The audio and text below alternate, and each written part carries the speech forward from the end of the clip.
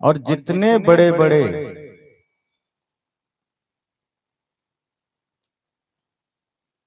आतताई इस धरती पर बदले हैं, पंडाल में जाके कोई नहीं बदले। चाहे रत्नाकर की बात हो, अंगुलीमाल की बात हो, या अन्य आज के समय की भी बात हो, सत्संग कहीं भी बहे, सत्संग की धारा चल रही है, चाहे कहीं भी हो, वहां आदमी जुड़ा मन बदलना शुरू हो जाता है। सत्संग की गंगा से जुड़ा कि उसका मन परिवर्तित होना शुरू हो जाता है। इसलिए सत्संग को गंगा कहा है। गंगा की परिभाषा यह है कि जो पापों का नाश कर दे, और इसलिए सत्संग को गंगा कहा है, क्योंकि असल में पापों का नाश सत्संग रूपी गंगा से होता है। क्योंकि जब हम संत के निकट होते हैं, संत गुरुजनों के पास होते हैं, तो उनकी वाणी धीरे धीरे धीरे हमें शीतलता प्रदान करती। कहा भी गया है, जैसा संग वैसा रंग, जैसी संगत होगी जीवन पर वैसी रंगत चढ़ेगी। और संगत से ही आप पता भी कर लेते हैं कि आदमी कैसा होगा। अगर किसी का उठना बैठना राजनीतिक पुरुषों के साथ है तो आप अंदाजा लगा लेते हैं कि राजनीति में होगा। किसी का उठना बैठना प्रशासनिक विभाग से है तो आप अंदाजा लगा लेते हैं कि प्रशासन से जुड़ा होगा। किसी का उठना बैठना शराबियों के साथ है तो आप अंदाजा लगा लेते हैं कि ये भी कभी न कभी ले लेता होगा। जुआड़ियों के साथ बैठने वाला का पता चल जाता है। इसी तरह ज्ञानियों के संग, संतों के संग बैठने वाले के जीवन में शांति नजर आती है, सुख चैन नजर आता है। एक आदमी ने कहा कि हम तो बहुत दिन से सत्संग करते हैं, संतों के पास जाते हैं, शांति नहीं मिलती। तो ऐसे लोगों के लिए सदगुरु कबीर कहते हैं कि संत बड़े परमार्थी, शीतल उनके अंग, तपन बुझावे जीव के दे दे अपना रंग। कहा अगर संत के निकट गए और आपके जीवन में परिवर्तन नहीं आया तो कुछ कारण यह हो सकता है कि जैसे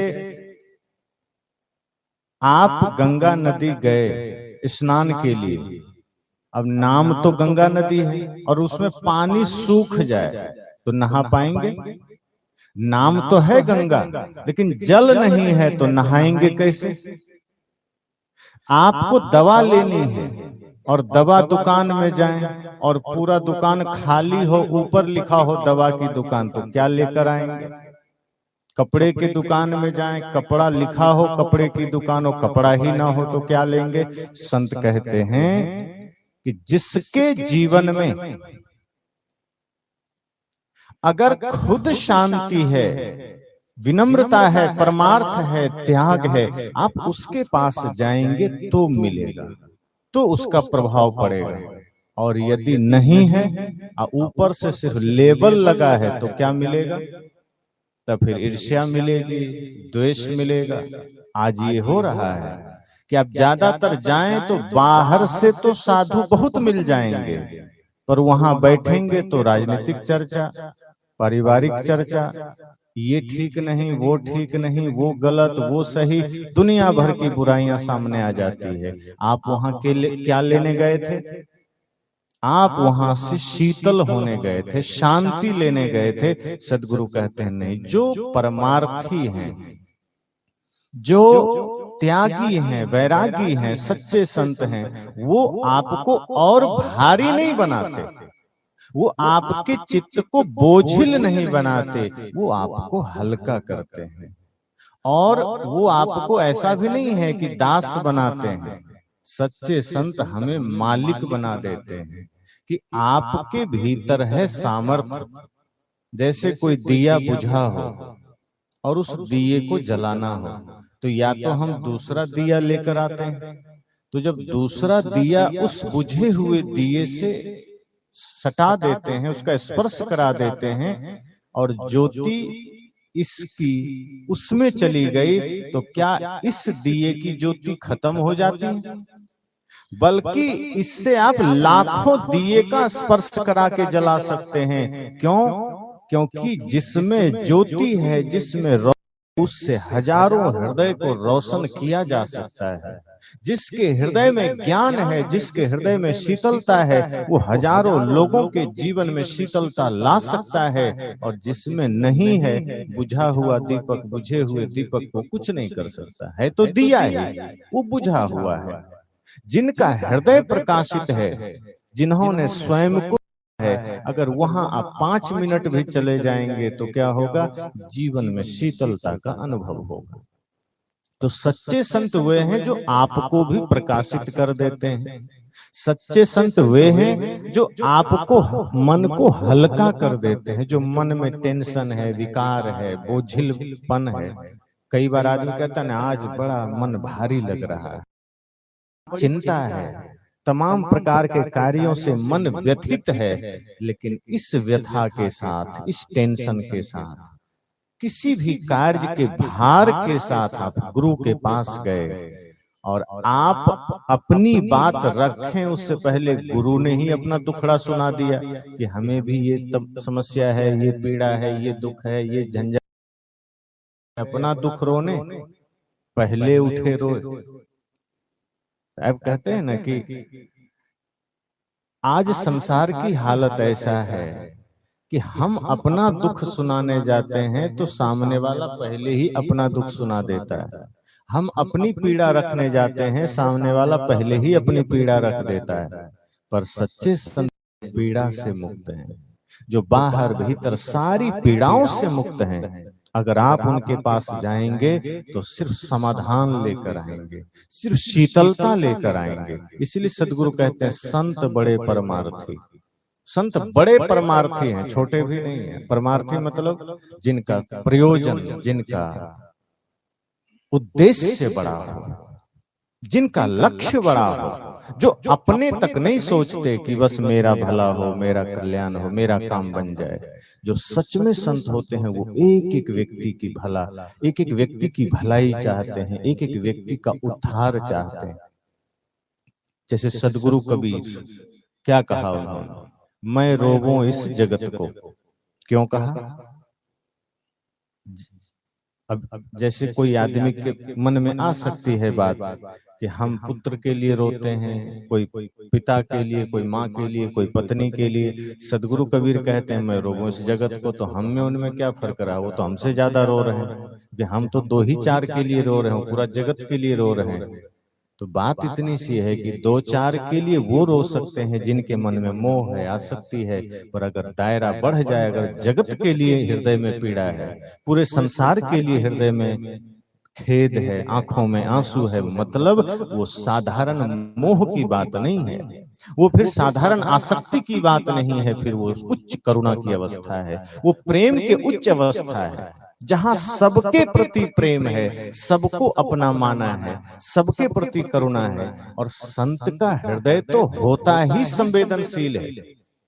किसी के दुख को देखकर अगर किसी संत का हृदय न पिघला, किसी व्यक्ति का हृदय न पिघला, तो फिर संवेदना कहाँ है? तो सदगुरु कबीर कहते हैं जब संतत्व उच्च लेवल का आ जाए तो अपना पराया नहीं देखा जाता, फिर ये देखते हैं कि सब मेरे हैं। अंतर मन में झांक कर देखते हैं, ज्ञान की दशा में देखते हैं तो कोई मेरा नहीं है, लेकिन जब व्यवहारिक दृष्टि से देखते हैं तो सब मेरा है, कोई विरोध नहीं। तो सदगुरु कबीर उस अवस्था में खड़े हैं जहां वो सबके लिए चिंतित हैं। अब इसका अर्थ इतना है कि वो किसी को भी दुखी देखना नहीं चाहते। भले ही हमें अपना दुख पता नहीं है, हमें अपनी पीड़ा का ज्ञान नहीं है, हमें ही अपने तकलीफों का ज्ञान नहीं। और कई बार ऐसा होता है, अब जैसे आप डॉक्टर के पास जाते हैं, आपको शरीर में कुछ हलचल हो रहा है या कोई ऐसा अनुभव हो रहा है कि भीतर कुछ है, तो आपको पता तो नहीं है कि क्या है। तो डॉक्टर जाते ही क्या करते हैं? डायरेक्ट ऑपरेशन शुरू कर दिए कि दवा दे दी? पहले जांच करते हैं कि बीमारी का पता लगाया जाए, समस्या का पता लगाया जाए, और जब समस्या का पता चल जाता है तब वो दवा देते हैं या जो करना है वो करते हैं। तो जब हम अपनी पीड़ा को लेकर जाते हैं तो सबसे पहले तो पीड़ा का ज्ञान होना चाहिए, वो जरूरी है। अपनी समस्या का ज्ञान होना जरूरी है। सदगुरु कहते हैं इसी तरह जो व्यक्ति दुखी है पहले उसको पता तो चले कि हाँ वो दुखी है। कई बार हम दुखी हैं लेकिन हम देखते हैं कि सबकी हालत एक जैसी है। हमारे भीतर भी दुख है, पीड़ा है, चिंता है, टेंशन है, लेकिन हम पड़ोसी को देखते हैं, अपने ही परिवार में देखते हैं, मोहल्ले में देखते हैं कि सबकी स्थिति तो ऐसी ही है, तो हम क्यों रोएं? ये तो होता ही है, ऐसा तो चलता ही है। और फिर अपने मन को हम समझा लेते हैं कि नहीं, इसका समाधान नहीं है, संसार में दुख है, ये रहेगा, पर ऐसा नहीं है। बुद्ध कहते हैं दुख है तो उसका कारण है, और जब कारण है किसी चीज का तो उसका निवारण भी है। इसलिए अगर मन में कोई टिस है, दुख है, पीड़ा है, तो रुक मत जाइए कि नहीं इसका समाधान नहीं है। इस धरती पर ऐसी कोई समस्या नहीं जिसका समाधान ना हो, पर यही बात हमें समझनी है कि समाधान कहाँ मिलेगा। अगर शरीर में कोई रोग है तो आपको वैद्य के पास, डॉक्टर के पास जाना है, और मन में कोई पीड़ा है, टिस है, तो सच्चे संत के पास जाना है, जिसका कि अर्थ सदगुरु कबीर कह रहे हैं, संत बड़े परमार्थी। वो परमार्थी संत जो अपने लिए नहीं जीते, जो समाज के लिए जीते हैं। एक व्यक्ति ने पूछा कि महाराज जी आज तो बड़ा कंफ्यूजन होता है, तमाम प्रकार के संत हैं, अलग अलग प्रकार के ड्रेस हैं, वेशभूषा है, वाणी है, शास्त्र है, कौन है सच्चे संत, किन्हें माना जाए? क्योंकि ये भी तो सत्य पता चलना चाहिए कि हमारी समस्या कहाँ मिटेगी, हमारा समाधान कहाँ होगा। अगर पता ही ना चले सच्चे संत कौन है तो हम तो जीवन भर भटकते रह जाएंगे। क्योंकि आज सच्चे संत, आज ही नहीं पहले भी सच्चे संतों की संख्या बड़ी कम रही है। समस्या यह है कि जिस प्रकार ओरिजिनल नोट भारत में कम है, उसके नाम पर नकली नोट ज्यादा चल रहा है। ओरिजिनल चीजें कम होती है, डुप्लीकेट बहुत चलती है। संत कहते हैं कि इसी तरह से संत भी भीतर से जो संत हैं वो बहुत कम हैं, गिने चुने हैं। उनके नाम पर वेश पहनकर बहुत लोग चल रहे हैं, पर हमें क्या करना है कि हमें उनकी वाणी से काम रखना है। अगर वो कुछ बात कह रहे हैं सुन लीजिए, विवेक की कसौटी पर लगे ठीक है तो मान लीजिए, लगे ठीक नहीं है तो घृणा भी मत करिए। क्योंकि अगर कोई ढोंग भी कर रहा है, पाखंड भी कर रहा है, कोई गलत भी है, भीतर से साधु नहीं है, तो आप अगर घृणा करेंगे तो घृणा सिर्फ आपको दूषित करेगा, उसका कुछ होने वाला नहीं। इसलिए संत कहते हैं हमें किसी से घृणा नहीं करना है। क्योंकि ये भी जरा सोचिए कि अगर कोई डुप्लीकेट बन के भी घूम रहा है तो डुप्लीकेट किसका बनता है? ओरिजिनल का ही। ओरिजिनल ही ना होगा तो डुप्लीकेट रहेगा कहीं? फोटो कॉपी किसका कराते हैं? कोई ओरिजिनल कागज का ही ना कराते हैं। तो ओरिजिनल है इसका मतलब सिद्ध तो यही होता है कि अगर डुप्लीकेट है मतलब किसी न किसी जगह में ओरिजिनल भी होगा। और डुप्लीकेट मिल गया है तो कल न परसों ओरिजिनल से भी भेंट होगी, तो घबराने की क्या बात है।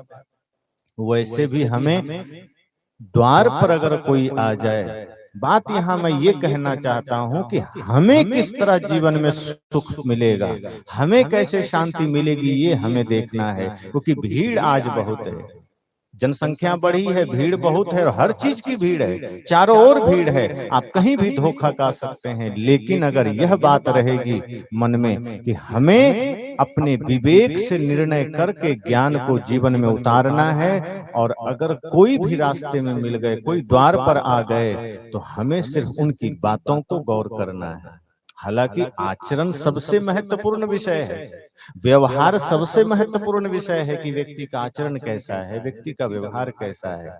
लेकिन जीवन में कभी कभार ऐसी परिस्थिति भी आती है जब राम जी को लक्ष्मण जी से कहना पड़ता है कि भाई जाके रावण से राजनीति सीख लो।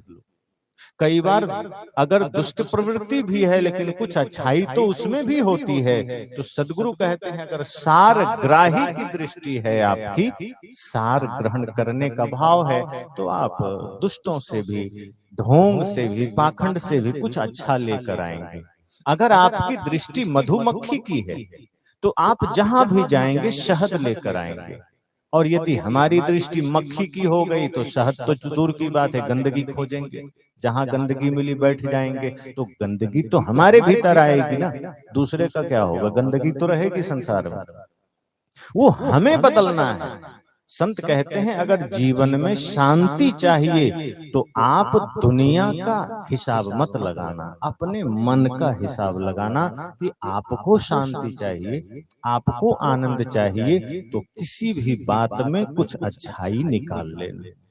अगर कोई चोर भी है आप उसके जीवन को देखिए तो क्या है, उसमें सब कुछ बुरा का बुरा तो नहीं है, कुछ मुद्दे तो ठीक ही होंगे, कुछ पॉइंट तो ठीक ही होंगे। अगर दृष्टि हमारी ठीक है तो हम चोर से भी ज्ञान ले सकते हैं।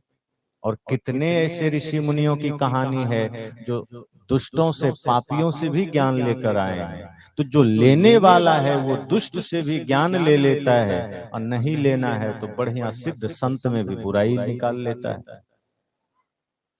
बुद्ध के जमाने में एक से एक आतताई राजा थे, बुद्ध के ज्ञान से उनका जीवन बदल गया। लेकिन मैं कहा करता हूं अक्सर, बगल में उनका भाई था देवदत्त, चचेरा भाई, बदल पाया जीवन में? वो नहीं लेना चाहता था ज्ञान, तो बुद्ध के साथ रह के न ले पाया। और जिनको लेना है तो बड़े बड़े दुर्धर्ष आतंकवादी टाइप के राजा भी बदल गए। सदगुरु कहते हैं परमार्थ, महत्वपूर्ण विषय परमार्थ है कि जो संत हैं वो परमार्थ की दशा में होंगे। परमार्थ मतलब अपने लिए नहीं, दो अर्थ हैं इसके, दूसरों के लिए या फिर श्रेष्ठ प्रयोजन के लिए। और अपने लिए जीना श्रेष्ठ प्रयोजन में नहीं आता है, अपने लिए ही प्रबंध करना श्रेष्ठ प्रयोजन में नहीं आता है। क्योंकि भारत की संस्कृति रही है जियो और जीने दो। भारत की संस्कृति रही है सर्वे भवन्तु सुखिनः सर्वे सन्तु निरामयाः सर्वे भद्राणि पश्यन्तु मा कश्चित् दुःख भाग् भवेत्। भारत की संस्कृति यह नहीं है कि मैं ही सुखी रहूं, मैं ही स्वस्थ रहूं, मेरा ही जीवन सब कुछ से परिपूर्ण रहे। भारत का चिंतन ही है सर्वे भवन्तु सुखिनः, भारत का उद्घोष ही है वसुधैव कुटुंबकम।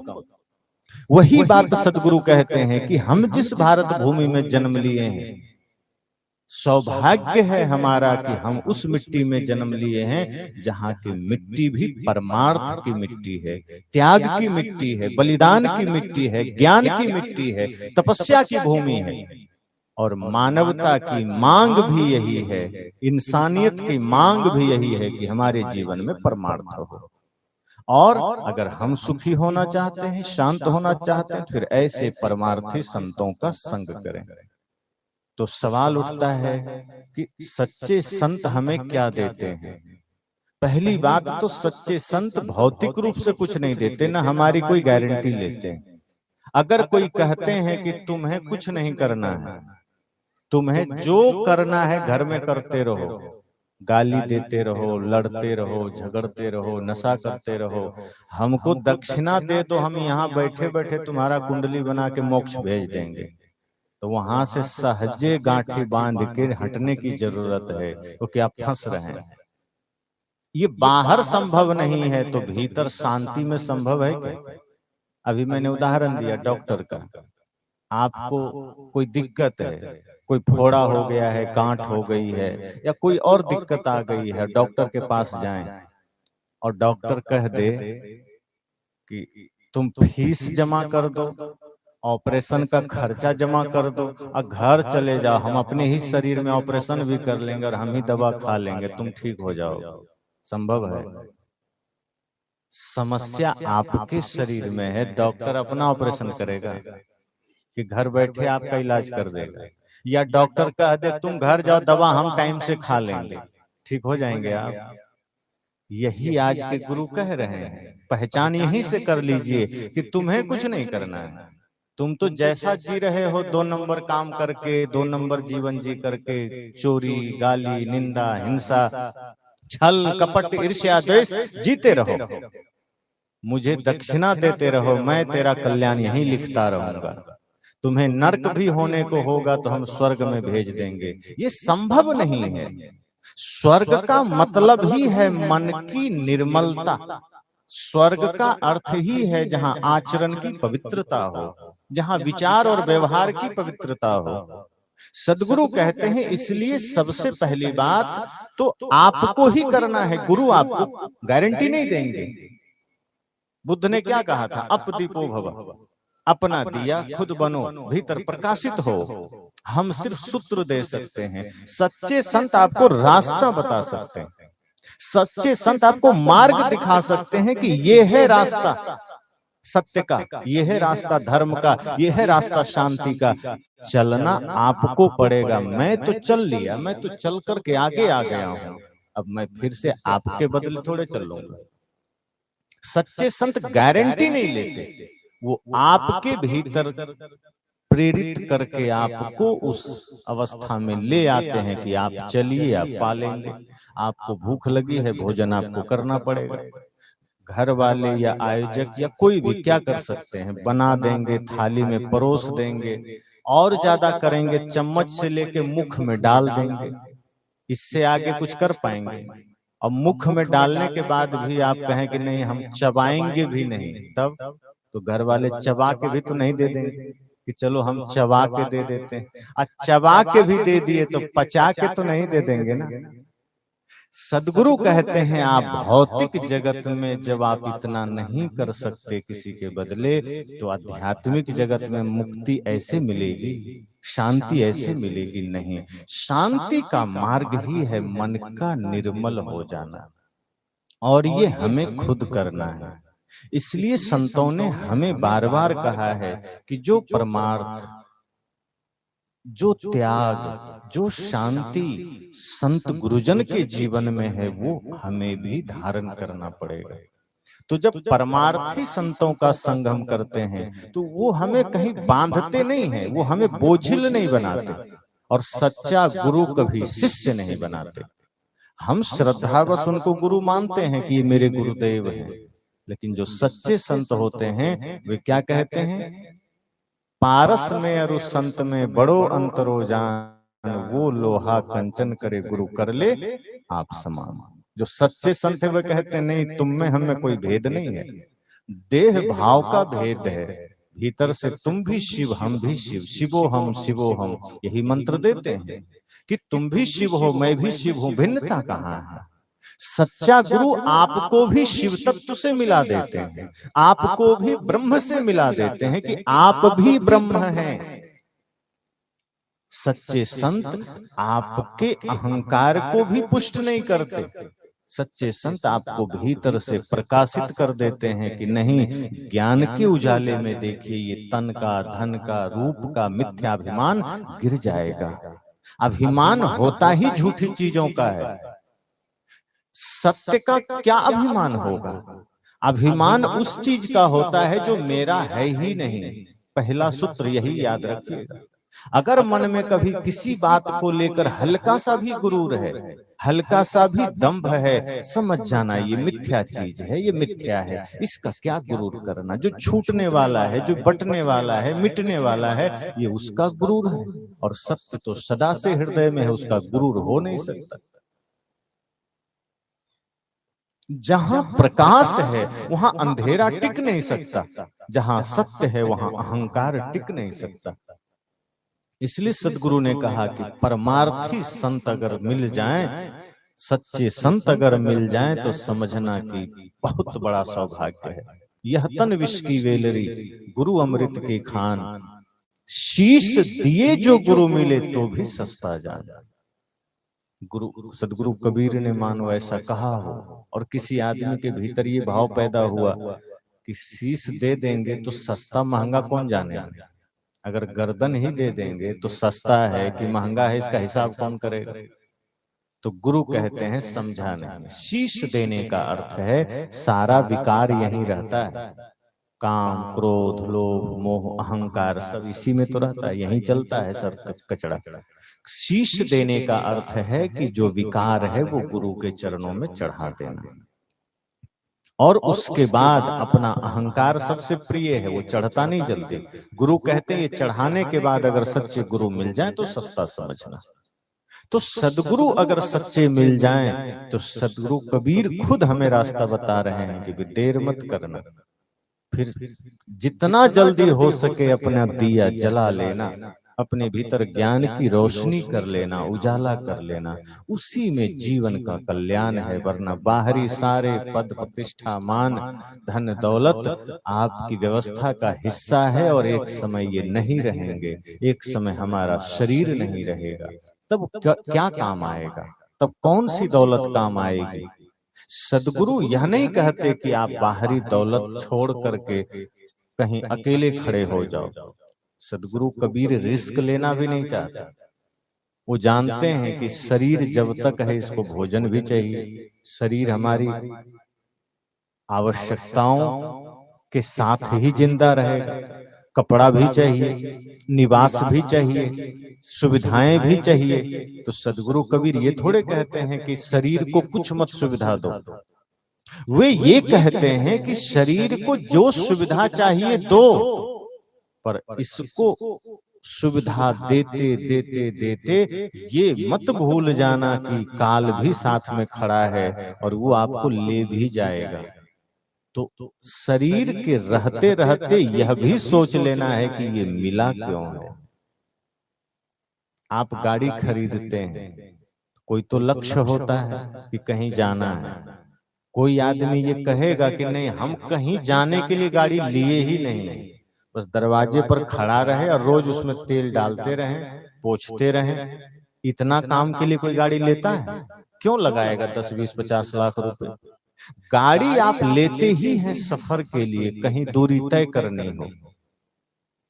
पर अगर कोई आदमी गाड़ी दरवाजे पर खड़ा करके रोज कपड़ा मार दे, तेल देख ले, चेक कर ले, पानी चेक कर ले, सारा चीज करे, और कहीं जाना हो तो पैदल निकल जाए, तो आप कहेंगे कि फिर गाड़ी क्यों लिया?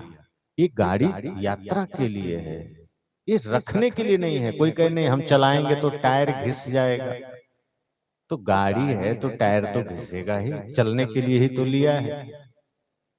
अब कोई कहे चप्पल नया है मैं नहीं पहनूंगा, घिस जाएगा, तो पैर घिसना मंजूर है, चप्पल ना घिसे। चप्पल है किस लिए कि पैर ना घिसे, पैर में कांटे ना चुभे। सदगुरु कहते हैं शरीर भी उसी गाड़ी का एक रूप समझना। ये प्रकृति ने आपको दिया है भव सागर से पार होने के लिए। जो ये संसार रूपी सागर है, भव सागर जिसे हम कहते हैं, इसी संसार रूपी सागर से पार होने के लिए प्रकृति ने देह दिया है। चाहे वो देह नर का हो, नारी का हो, दोनों का उद्देश्य वही है कि भव सागर से पार जाना है। अब हम क्या करते हैं कि शरीर रूपी गाड़ी में भोजन दे दिए, कपड़ा दे दिए, मकान दे दिए, सुविधा दे दिए, अब भवसागर से पार नहीं हुए। इससे हमने धर्म की यात्रा नहीं किया, हमने परमार्थ की यात्रा नहीं किया, हमने सत्य, हिंसा, प्रेम, करुणा की यात्रा नहीं किया। तो गाड़ी में तो ये थी कि कहीं नहीं गए तो कम से कम दरवाजे पर खड़ी थी। गाड़ी खरीदे तो कहीं नहीं गए, पैदल चले गए तो दरवाजे पर खड़ी थी। पर शरीर के साथ जो हम गलत करते हैं वो यह कि शरीर को ले जाना था भवसागर से पार, पर हम शरीर को ले गए और संसार सागर में, काम में, क्रोध में, हिंसा में, चोरी में, छल में। सदगुरु कहते हैं मेरे भाई, जो शरीर मिला था पार होने के लिए, तो न पार होते कम से कम जैसा है। जैसे कई लोग आप देखेंगे जीवन में, वे कहते हैं महाराज जी हम कुछ नहीं करते, ना धर्म ना कर्म, ना किसी का लूटते हैं, ना मांस खाते हैं, ना मछली खाते हैं, अपना काम से काम रखते हैं, उचित काम करते हैं और किसी की निंदा भी नहीं करते। तो संत क्या कहते हैं कि यदि आप नशा नहीं करते हैं, दुर्व्यसन नहीं करते हैं, आप किसी की निंदा नहीं करते हैं, किसी की शिकायत नहीं करते हैं, तो आप इतना बस कर रहे हैं कि आप अपने शरीर रूपी गाड़ी को गलत दिशा में नहीं ले जा रहे हैं। पर इसका मतलब यह नहीं है कि आप भवसागर से पार जा रहे हैं, इसका मतलब आपकी गाड़ी खड़ी है। अब आप चाहें तो अच्छी दिशा में ले जा सकते हैं, लेकिन आप ले नहीं जा रहे हैं, आप खड़ी करके रखे हैं। कई लोग कहते हैं मैं मांस मछली नहीं खाता तो मैं तो धार्मिक आदमी हूं। सदगुरु कहते हैं मांस मछली ना खाना धार्मिकता नहीं है, मिट्टी है। कुम्हार जब दिए बनाता है, मूर्ति बनाता है, बहुत गहराई से विचार करिए, तो मिट्टी को खेत से उठाकर लाया, गीला किया और क्या दिए बना दिया डायरेक्ट? पहले उसके कंकड़ को चूनता है, उसके एक एक रेशे को निकालता है, बढ़िया से गूंथता है, एकदम पेस्ट बना देता है। जब वो बनने लायक हो जाता है तब उसका दिया बनाता है। अब खेत से जो मिट्टी लाया तो वो अभी कुछ भी नहीं बन सकता, ना दिया बन सकता है, ना मूर्ति बन सकती है, ना घड़ा बन सकता है, ना प्लेट बन सकता है। तो उसको तैयार किया जाता है, बड़े अच्छे तरीके से उसको गूंथा जाता है, एक एक कण, एक एक कचड़े निकाला जाता है। अब वो मिट्टी तैयार है। अब वो मिट्टी क्या कहेगी कि मैं घड़ा हूं? मिट्टी अभी तैयार है, अब उसका घड़ा बनाया जा सकता है, अब उससे दिया बनाया जा सकता है, अब उससे मूर्ति बनाया जा सकता है। पर इसका मतलब ये नहीं कि वो मूर्ति हो गया है, इसका मतलब ये नहीं कि वो दिया है, इसका मतलब दिया बनने का पात्र बन गया है। इसका मतलब है कि मूर्ति बन सकता है, ये संभावना उसमें आ गई है। इसी तरह सदगुरु कहते हैं कि मिट्टी की भांति आप नशा छोड़ दिए, दुर्व्यसन छोड़ दिए, छल छोड़ दिए, कपट छोड़ दिए, आपके जीवन में अब कोई दोष नहीं है जो बाहरी दोष होते हैं।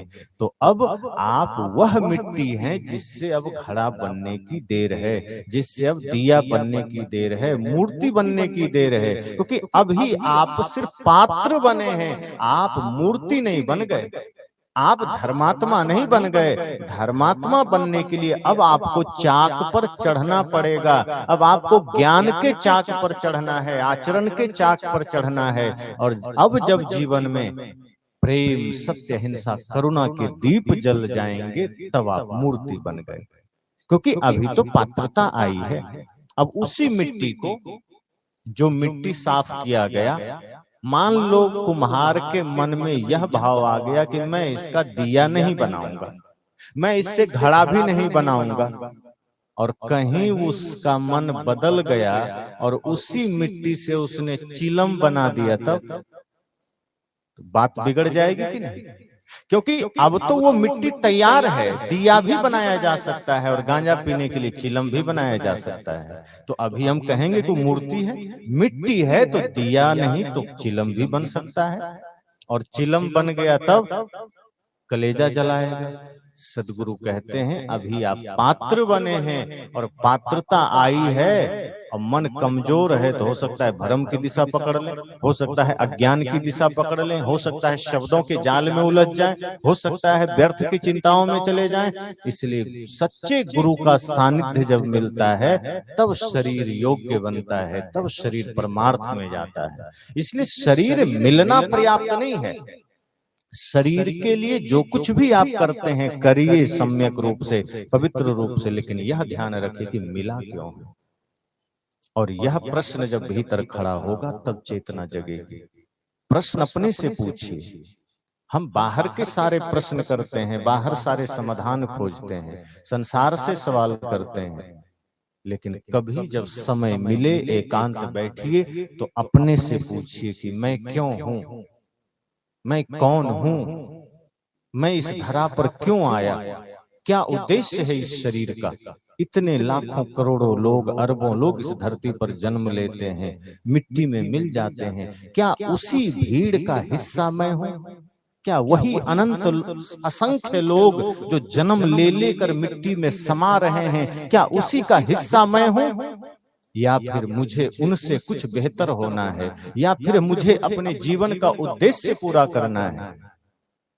असंख्यों लोग में मुट्ठी भर लोगों का नाम हमें याद है, अपने ही पूर्वजों में हम तीसरी चौथी पांचवी पीढ़ी में किसी को नहीं जानते, पर आज हम उन्हें जानते हैं जिनसे हमें कोई लेना देना नहीं है। माता शबरी को जानते हैं, राम जी को जानते हैं, विदुर जी को जानते हैं, कृष्ण जी को जानते हैं। क्यों जानते हैं? 5-5 हजार साल सबको हो गए। अगर वे भी भीड़ का हिस्सा होते, अगर वे भी अपने शरीर पर ही ध्यान दिए होते, स्वार्थ में ही जिए होते, तो हम राम जी को भी नहीं जानते। पर कुछ तो उन्होंने अलग किया, जीवन के उद्देश्यों को उन्होंने पूरा किया। और जीवन का उद्देश्य रोटी कपड़ा मकान और फिर सीधे शमशान, ये नहीं।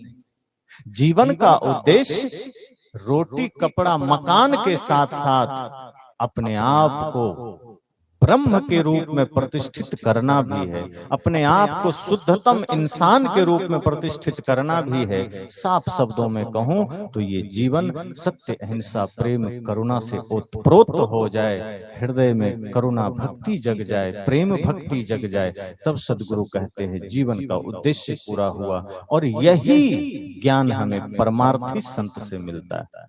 तो संत बड़े परमार्थी, शीतल जिनके अंग, उनके अंग शीतल है।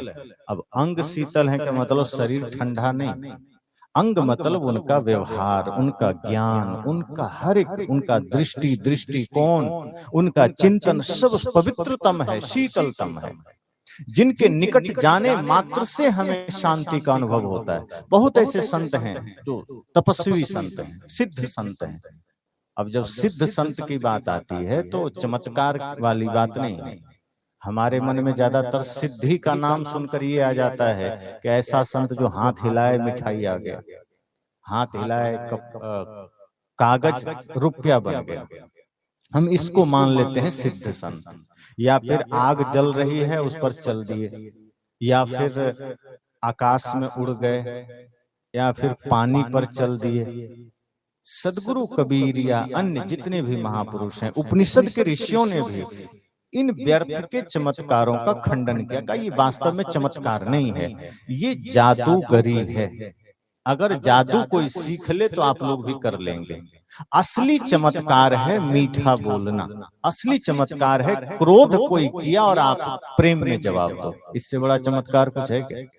आपको किसी ने गाली दिया और आप गाली नहीं दिए, मुस्कुरा दिए, इससे बड़ा कोई चमत्कार है?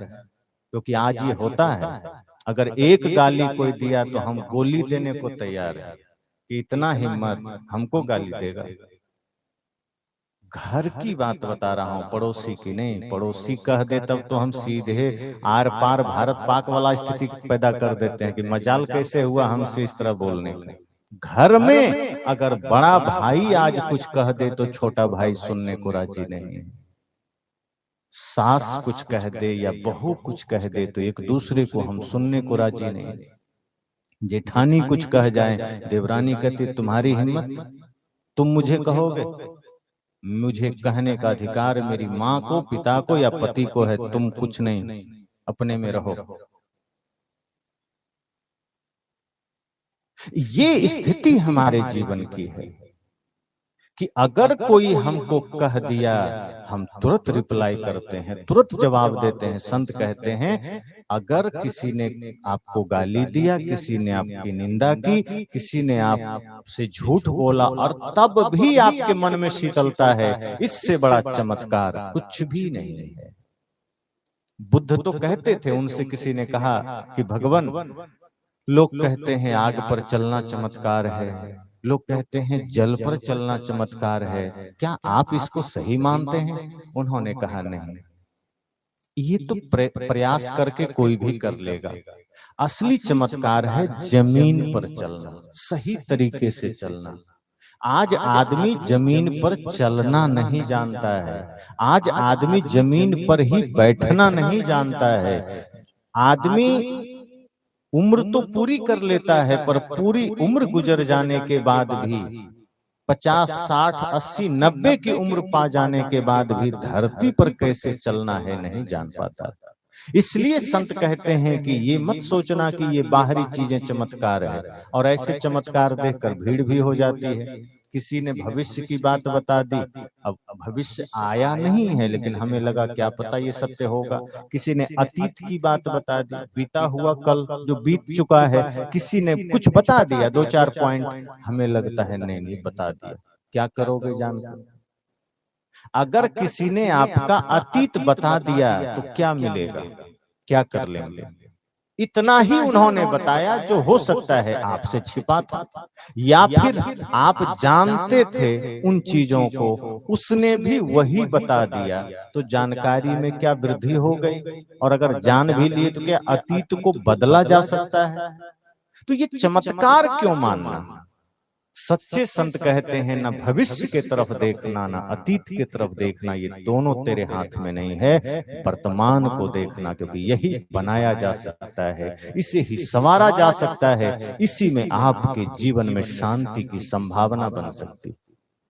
सुखी जीवन जीना है तो भूत की भी चिंता छोड़ देना और आने वाला भविष्य की भी।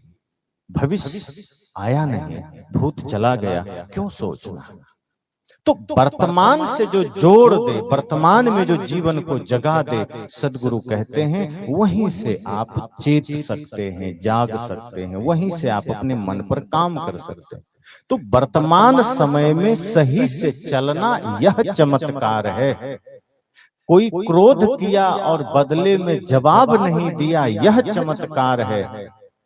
वो कहानी आपने सुनी है कि भृगु जी गए थे विष्णु जी के पास, किस लिए? परीक्षा लेने कि विष्णु जी कैसे हैं, जरा एक बार पता तो करें।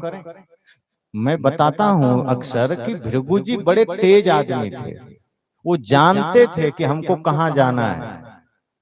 वो विष्णु जी के पास गए और कहते हैं ना कि क्षमा बड़न को चाहिए, छोटन को उत्पात। कहां विष्णु की घट गई जो भृगु ने मारी?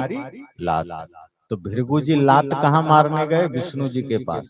वो जानते थे गलती से कहीं शिव जी के पास चले गए तो एक ही त्रिशूल में राम नाम सत्य हो जाएगा, क्योंकि शिव जी नहीं सहने वाले।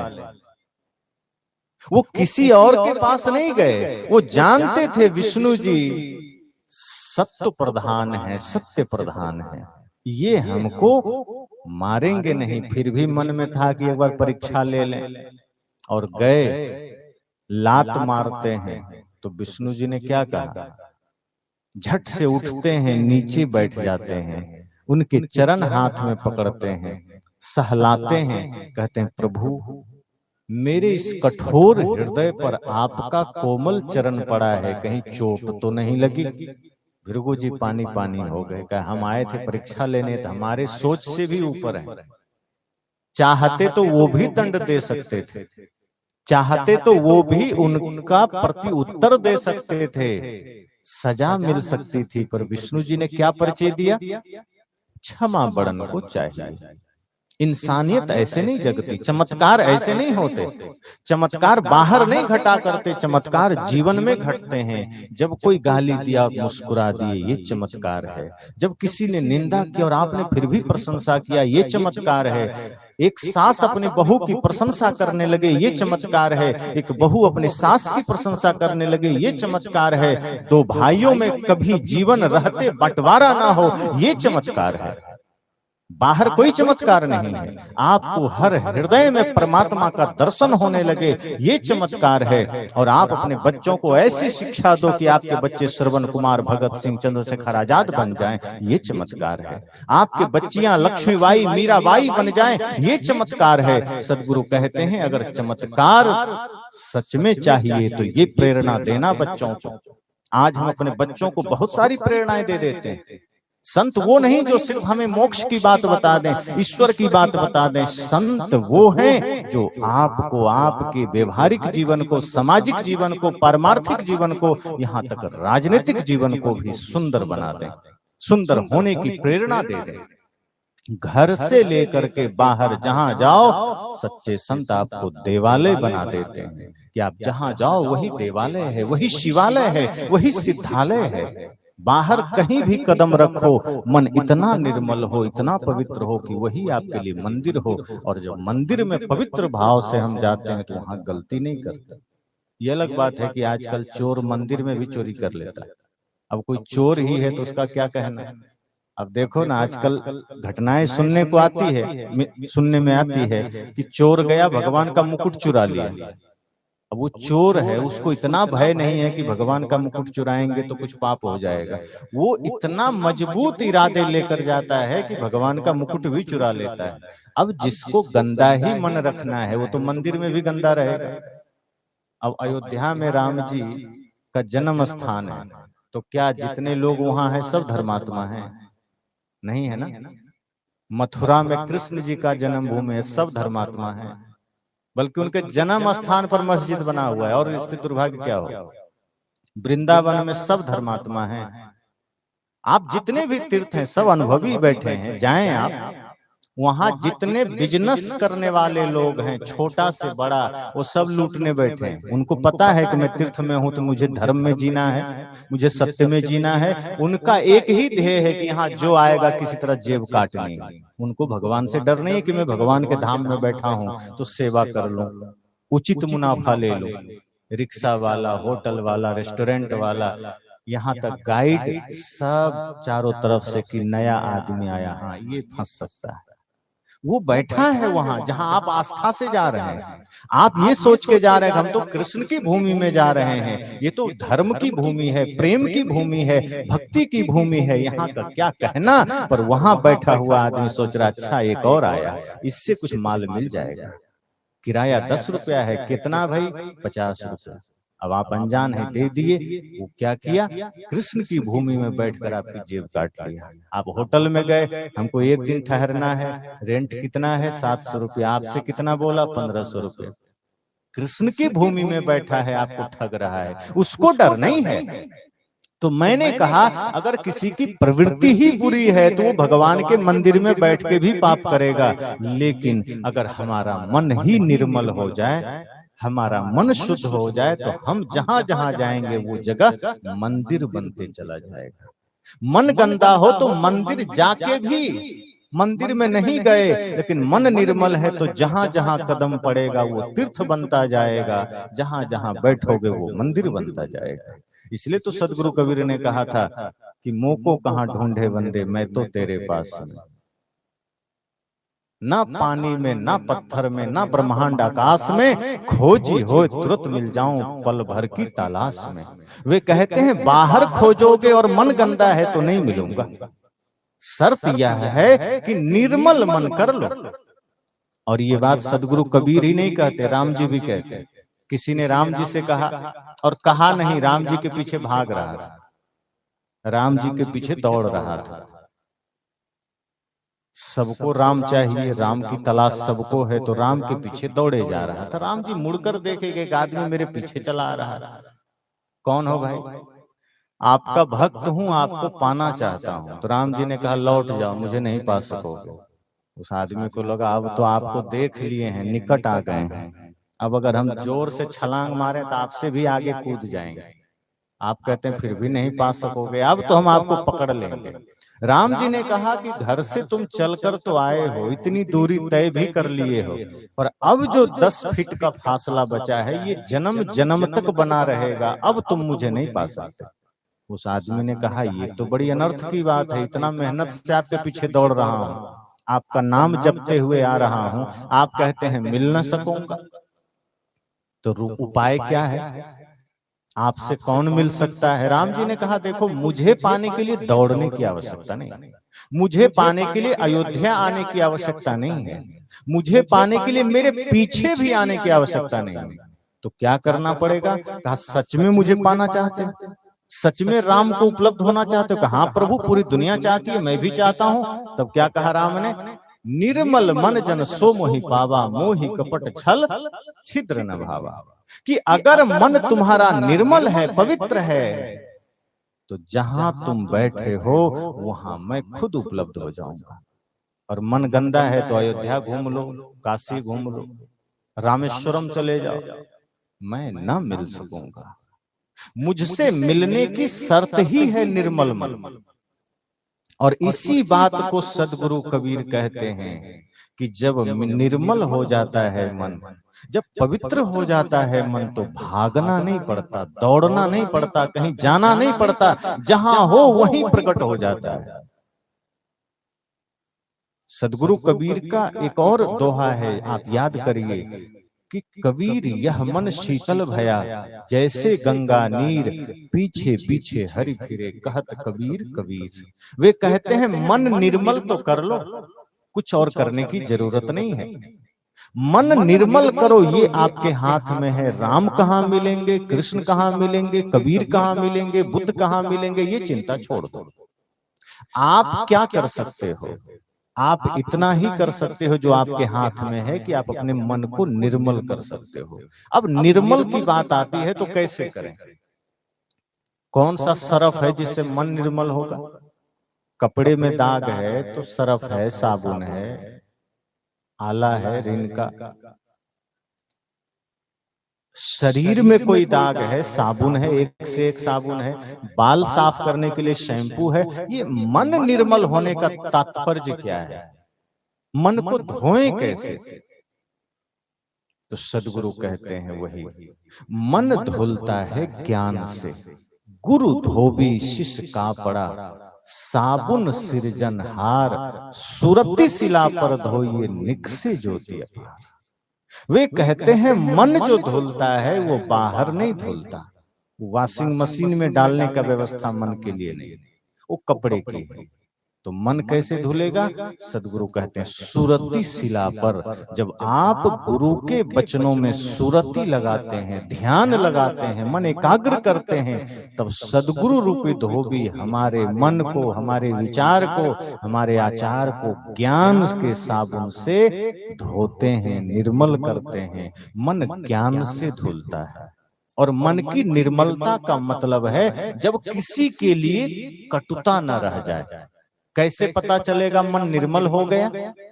जिस दिन किसी से ईर्ष्या ना हो, जिस दिन किसी के प्रति क्रोध न जगे, जिस दिन किसी के प्रति अहंकार काम न जगे, जब मन में किसी के लिए लालच न जगे, किसी भी चीज के लिए, जब मन के सारे छल कपट मिट जाएं, कि आप किसी की सफलता देख करके जले नहीं, कोई गाली दिया तो जवाब नहीं दिया, किसी ने आपकी निंदा की तो आपने निंदा नहीं की, मतलब प्रतिक्रिया देना बंद हो गया। कुछ भी आलोचना सुनकर के अगर मन ने रिएक्शन नहीं दिया, मन ने बुरा नहीं सोचा, समझ जाना मन निर्मल हो गया। दूसरा कोई प्रमाण नहीं। प्रमाण यही है कि गाली सुन के भी मन मुस्कुराता रहे। जैसे भगवान बुद्ध रास्ते में चलते हैं, कोई गाली दे दिया तो भी मुस्कुरा के देख लिए, कोई निंदा कर दिया तो भी मुस्कुरा के चल दिए, कोई रास्ते में कांटा बिछा दिया, झुक के कांटा हटा दिए, फिर मुस्कुरा के चल दिए। एक संत की बात याद करिए, आपने कहानी सुनी होगी कई बार, कि एक संत गंगा में स्नान को गए तो संत हृदय नवनीत समाना, उनका हृदय तो कोमल है, पर दुख देख करके जो द्रवित हो उठे संत वही है। तो एक बिच्छू को उन्होंने बचाया, वो डूब रहा था, वो हाथ में ले लिए। नदी के किनारे कई लोग देख रहे थे। तो कोई भी आदमी कितना भी धर्मात्मा हो, बिच्छू को हाथ में तो नहीं लेगा ना जल्दी। वो जानता है कि हम धर्मात्मा है, वो थोड़े समझ रहा है कि ये धर्मात्मा है, वो तो काट ही लेगा। अब जब वो संत हाथ में लिए तो बिच्छू डंक मार दिया, तो हाथ में जलन हुई, फिर बिच्छू गिर गया। फिर संत हाथ में लिए, फिर डंक मार दिया। बाहर जो खड़ा आदमी है वो कहता है पागल है क्या साधु, बिच्छू बार बार काट रहा है, ये फिर भी उसको उठा रहा है, क्या इतना कोई नादान हो सकता है? अरे बिच्छू है, डंक मार रहा है, छोड़ दो।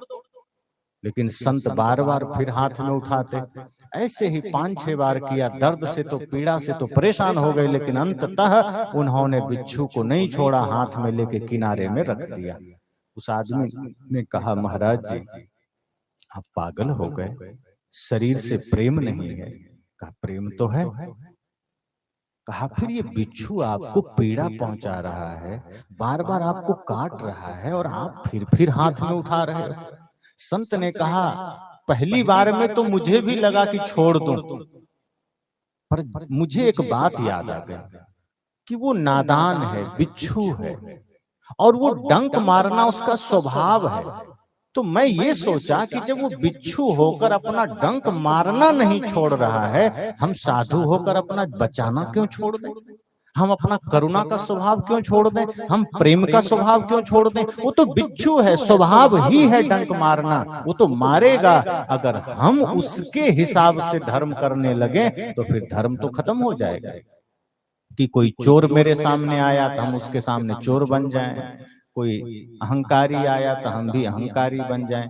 तो हमारा धर्म, हमारा प्रेम, हमारी करुणा दूसरे पर आधारित तो नहीं है ना, कि दूसरा प्रेम करेगा तब हम करेंगे, कि दूसरा जितना प्रेम करेगा उतना ही करेंगे, कि दूसरा सत्य बोलेगा तब हम सत्य बोलेंगे। ये कोई धर्म है क्या कि हमारा धर्म दूसरे पर डिपेंड करता हो, कि सामने वाला धार्मिक तो हम धार्मिक, सामने वाला धार्मिक तो हम अधार्मिक, सामने वाला चोर तो हम चोर। ये धर्म का प्रमाण है क्या? संत कहते हैं सामने वाला पर आपका धर्म डिपेंड ना करता हो, वो किसी भी प्रवृत्ति का हो, आपकी प्रवृत्ति निर्मल होनी चाहिए, पवित्र होनी चाहिए। तो सदगुरु क्या कह रहे हैं कि जब परमार्थी संत से हम मिलते हैं तब वो हमें अपने से परिचय करा देते हैं, हमें महत्वपूर्ण बना देते हैं, हमें कीमती बना देते हैं, मूल्यवान बना देते हैं।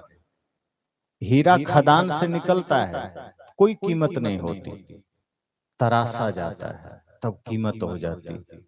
अगर खदान से निकला है हीरा, उसको बेचने जाओ तो कोई दाम नहीं मिलेगा, वो सामान्य है, साधारण है। इसी तरह ये मानव जीवन हमें मिला है, इतना भर इस मानव जीवन की विशेषता नहीं है। अगर मनुष्य जीवन हमें मिल गया तो मिलने भर से सौभाग्य तो नहीं हो गया।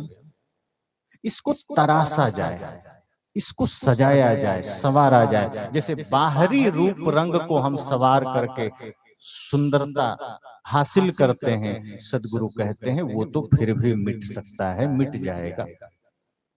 जिस तरह हीरे को तराश करके मूल्यवान बनाया जाता है, संत के सानिध्य में ज्ञान से अपने जीवन को तराशिए, एक एक विकारों को मिटाइए, एक एक दोष को मिटाइए, और जीवन से जब एक एक दोष मिटेगा तो आपका जीवन भी हीरे के जैसा मूल्यवान हो जाएगा।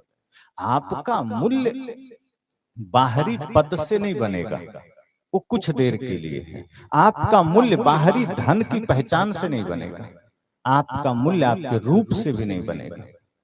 वे कहानी आपने सुना होगा, एक सूरदास तैमूर लंग के दरबार में पकड़ा गया। जब वो पकड़ा गया तो सैनिकों ने कहा तैमूर लंग से कि महाराज, ये जो सूरदास है, नेत्रहीन है, इसमें बड़ी विशेषता है। कहा क्या? कहा ये अंधा है लेकिन ये लोगों की कीमत बता देता है, लोगों की पहचान बता देता है। तैमूर लंग को बड़ी जिज्ञासा हुई कि अच्छा, आंख वाले जल्दी नहीं पकड़ पाते, ये अंधा होके बता देता है? कि हाँ। कहा चलो दरबार में लाओ, पता तो करें कि तुम्हारी बात सही है कि गलत। तो दरबार में लाया, सबसे पहले अपने सेनापति को उसके आगे भेज दिया। कहा चलो बताओ, इस सेनापति की तुम्हारी नजर में क्या वैल्यू है, क्या कीमत है? उस अंधे ने थोड़ा विचारा, सोचा, कहा इसकी कीमत धन से अगर मैं तुलना करूं, सोने के असरफी से, तो लगभग 200 असरफी इसकी कीमत हो सकती है। राजा ने कहा राज्य का सेनापति है, सारे युद्ध का नेतृत्व करता है, 200 असरफी कम थोड़े होता, बहुत कीमती है। अब राजा को लगा कि अब प्रधानमंत्री को भेजना चाहिए, वजीर को भेजा। कहा इसका बताओ। कहा इसकी कीमत 250 असरफी। कहा बात तो सही है, बड़ा ईमानदार मंत्री, पूरे राज्य को संभालता है, बाहर भीतर सबको देखता है, मुझे भी अच्छी सलाह देता है। अब जब उसने दूसरे की कीमत जान लिया, सेनापति और वजीर का, तब उसके मन में हुआ मैं तो सम्राट हूं, मेरी क्या कीमत हो सकती है? जब मेरे नौकरों की कीमत इतनी है तो मेरी कीमत तो और असंख्यों में होगी। अब कूद के वो लंगड़ा तो था ही, आ गया सामने आकर के तैमूर लंग उससे कहता है सूरदास से, सूरदास बताओ तुम्हारी नजर में मेरी क्या कीमत है? सेनापति और वजीर के कीमत बताने में थोड़ा सोचा था उसने, सूरदास ने थोड़ा विचार किया था, लेकिन जब ये चला गया सामने, राजा खुद चला गया तैमूर लंग, तो वो बिना क्षण गंवाए, बिना समय गंवाए झट से कहता है सूरदास कि हे सम्राट, आपकी कीमत है 50 असरफी। अब सोचो, तैमूर लंग जैसा क्रूर राजा तलवार पर हाथ चला गया। कहा अब तेरा गर्दन नहीं बचेगा। कहा क्या हुआ महाराज? कहा मेरे नौकरों को तुमने 200 और 250 असरफी बताया, और मैं जो सब राज्य का मालिक हूँ, इन सब का मालिक हूँ, मैं सम्राट हूँ, मेरे कीमत मात्र 50 असरफी। अरे नादान, 50 असरफी के तो मैंने सिर्फ पोशाक पहन रखे हैं, कपड़े पहन रखे हैं। सूरदास ने कहा महाराज क्षमा करना, मैंने कपड़े के ही कीमत बताए, आपका तो वो भी नहीं, आपका तो जीरो वैल्यू है। हमने कपड़े का कीमत बताया है और आपका कीमत तो कुछ भी नहीं। तैमूर लंग होश खो बैठा, कहा तुम्हें सिद्ध करना पड़ेगा। कैसे? सूरदास ने कहा राजा, कीमत उसकी होती है जिसके जीवन में संयम है, प्रेम है, सत्य है, करुणा है। पर आप ध्यान देना, आपके जीवन में करुणा नहीं है, प्रेम नहीं है, सत्य नहीं है। भले ही मेरी गला काट दो, मेरी गर्दन काट दो, लेकिन सत्य बोलूंगा।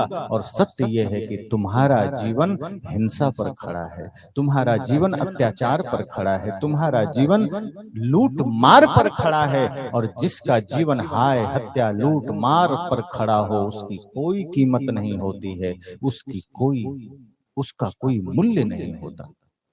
जिस व्यक्ति के जीवन में प्रेम है, करुणा है, संयम है, मूल्यवान वो होता है। बाहर से आपके पास सोना है, चांदी है, घर है, मकान है, जरा सोचो अंततः छूट ही तो जाएगा। तो इससे कितना दिन कीमत बनेगा? हम अपने पीछे जरा लौट कर देखें, कितने धनपतियों का आप जानते हैं? वर्तमान में कोई है, जनरल नॉलेज के कारण जान लेते हैं। 200 साल पहले कौन धनपति था? 500 साल पहले कौन था? 1000 साल पहले कौन था? जानते हैं कि?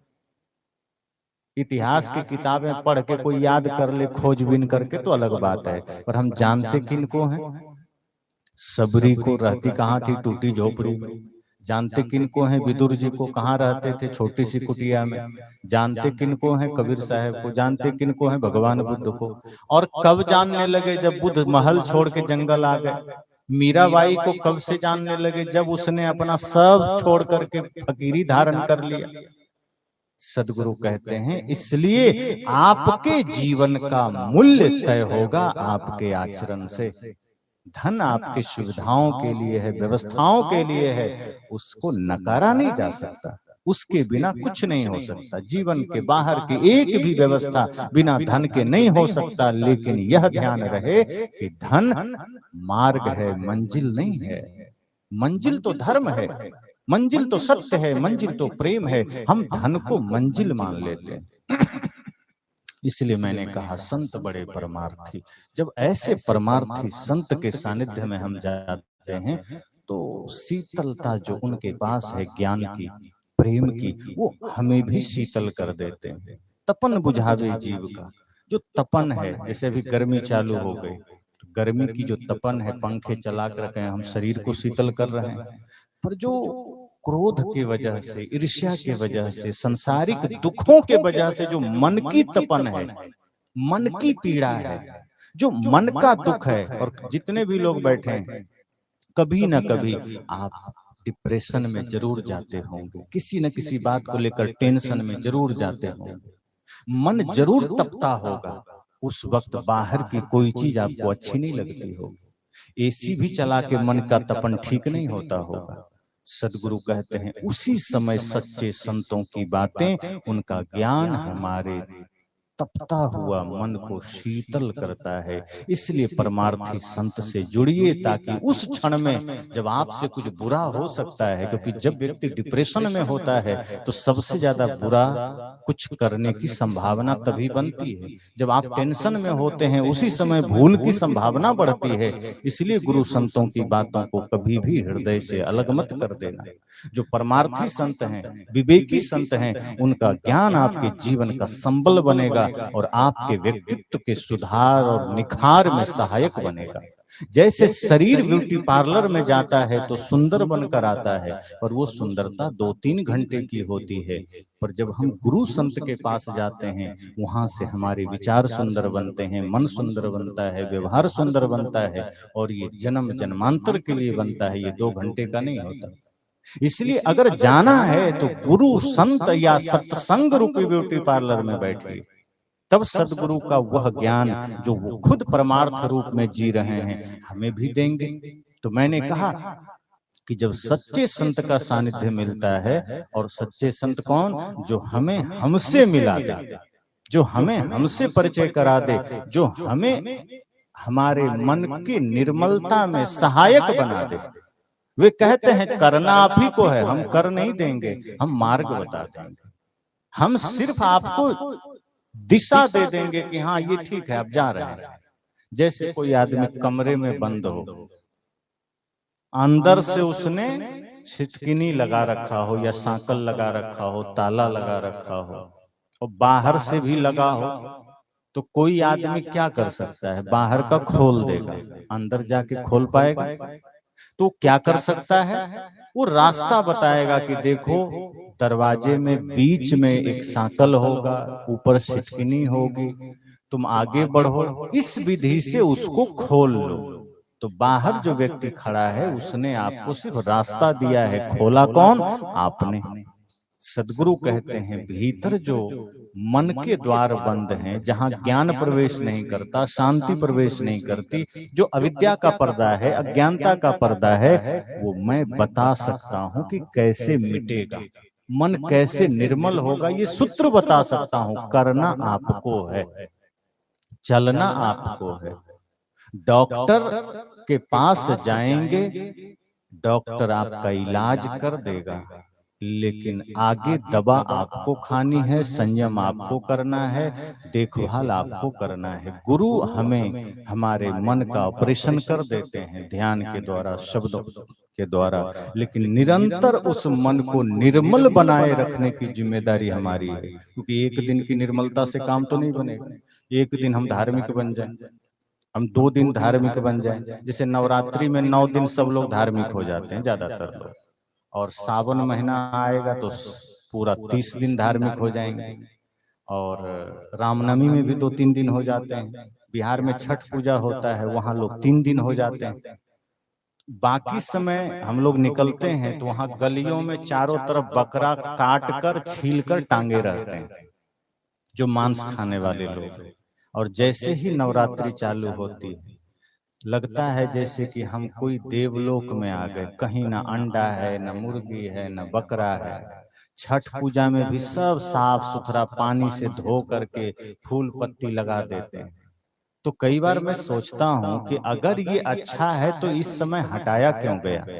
अगर ये आदमी के लिए उपयोगी है, अच्छा है, पाप का काम नहीं है, तो हटाया क्यों गया? और यदि हटाया गया तो जरूर यह सोचकर हटाया गया कि ये गलत है, और जब गलत है तो बाकी समय क्यों करना? त्योहार के समय धार्मिक हो जाना, बाकी समय अधार्मिक हो जाना, तो ये बात ठीक नहीं। सदगुरु कहते हैं 1 घंटे, 1 दिन, 2 दिन के लिए धार्मिक नहीं बनना, पल पल जीवन में धर्म उतर जाए, क्षण क्षण जीवन में धर्म उतर जाए। एक समय धार्मिक हो गए, एक समय का धार्मिकता काम नहीं आती, फिर वो तो ढोंग में आ जाता है, पाखंड में आ जाता है। जैसे कई लोग कथा करते हैं तो मंच पर 4 घंटे बढ़िया कथा करेंगे, और रूम में जाएंगे तो 1-आध गिलास शराब पी लेंगे। ऐसे 1-2 कथावाचक के बारे में जानते हैं। तो उनके ही भक्त बताए कि महाराज जी मंच पर तो बढ़िया कथा की, रूम में जाकर वो पीने लगे। तो बात कुछ लोगों को पता चली, तो लोगों ने कहा कि भाई आप ऐसा कैसे कर सकते हैं? कहा ऐसा है, जब तक पीते नहीं है बोलने का मन ही नहीं करता। मूड बना रहे थे। तो क्या ज्ञान दे रहे थे? तो आप दूसरों को निर्मलता का ज्ञान दे रहे हैं, और एक छोटी सी बात जो जीवन में सामान्य आदमी को भी नहीं करना चाहिए, वो ज्ञान देने वाला कर रहा है। मतलब समझ सकते हो कि वो ज्ञान किस स्तर का होगा, वो समझदारी किस स्तर का होगा। सदगुरु कहते हैं घंटा भर धार्मिक नहीं बनना है, क्षण क्षण जीवन में धर्म उतरना चाहिए, पल पल धर्म उतरना चाहिए। बल्कि सदगुरु कबीर तो कहते हैं कि आप मंदिर जाओ तभी पूजा ना हो।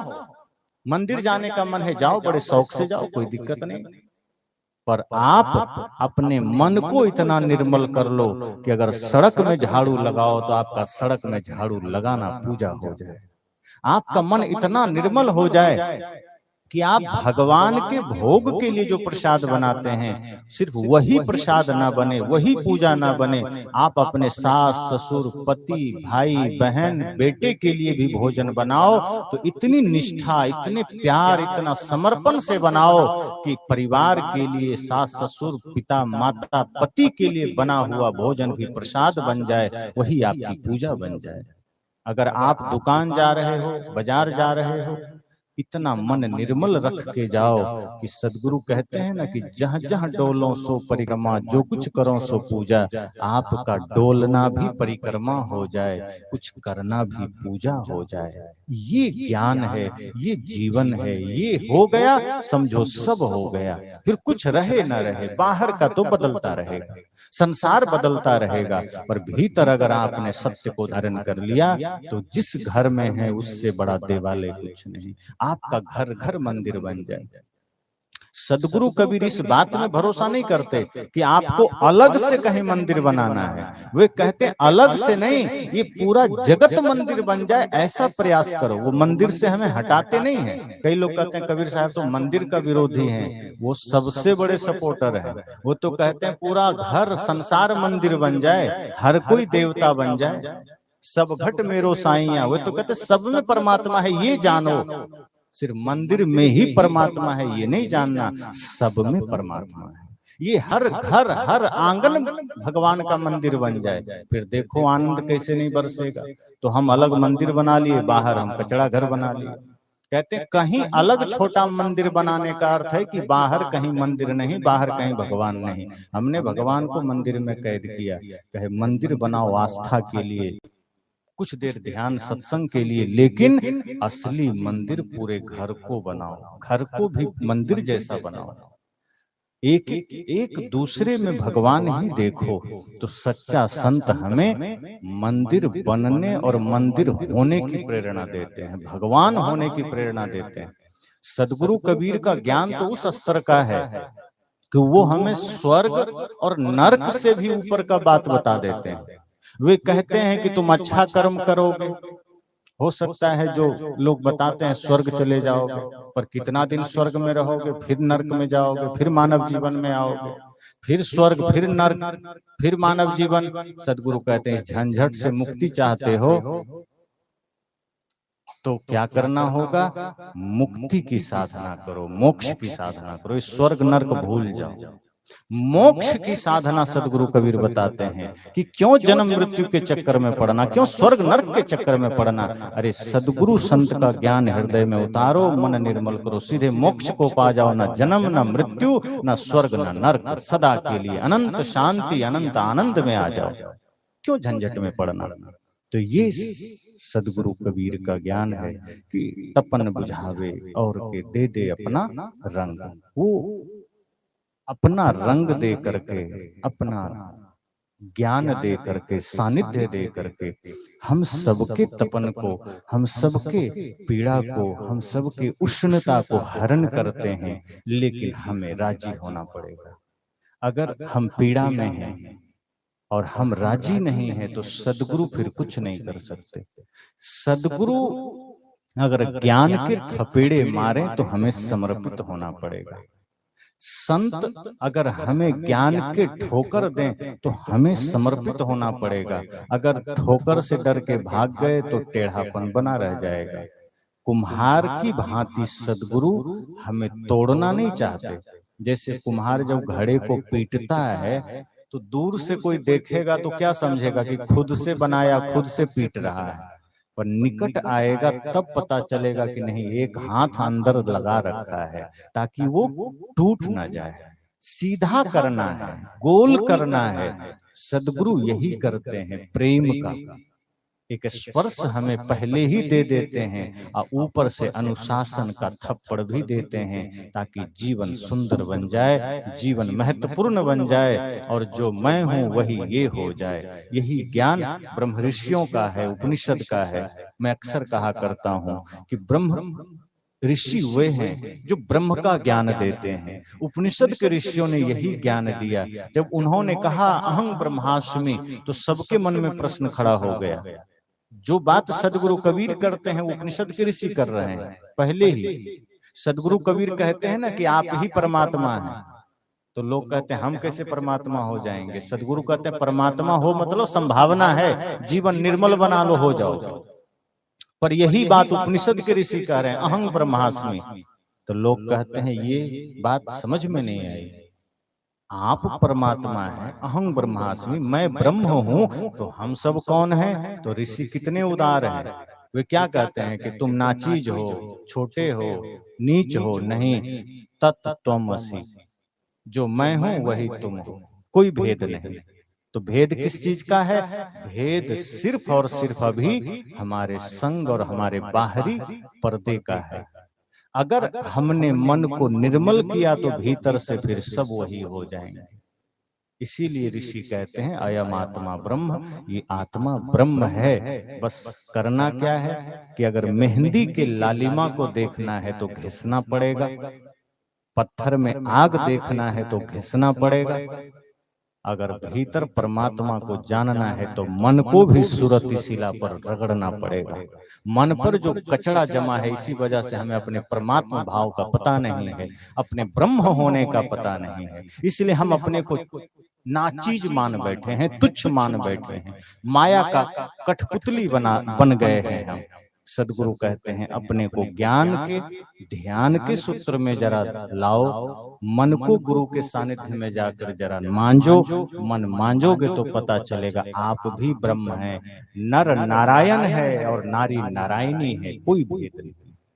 तो बहुत बहुत शुभकामनाएं हमारे तोखनलाल साहब को कि उन्होंने बड़ी श्रद्धा भाव और भावनाओं के साथ यह अवसर आप सबको दिया। हमें भी श्रद्धा से अपने घर इन्होंने बुलाया। इस एक दिन के कुछ समय के सत्संग हमारे आपके जीवन के लिए, हमारे समस्याओं का समाधान बन सके, हमारे प्रश्नों का उत्तर बन सके, यही इसका लक्ष्य है, इस सत्संग का उद्देश्य है। इसी मंगल कामना के साथ वाणी को विराम देता हूं।